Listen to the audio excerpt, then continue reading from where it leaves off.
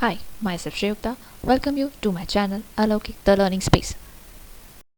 If you got the data having such blank row like this and you want to delete this blank row, then are you going to delete it one by one like this?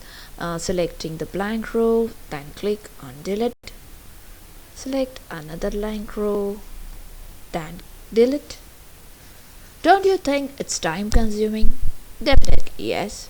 Now I will show you how to remove this blank row in just few minutes. Now I will just redo this data. Select the whole data, then go find and select, then select go to, click on special button, then select blank option, click OK. Now press Ctrl minus, then select entire row and click OK.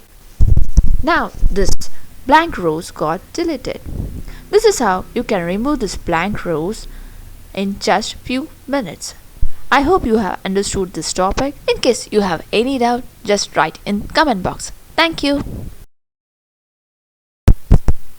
Thank you for watching. Please don't forget to like, share and subscribe my channel.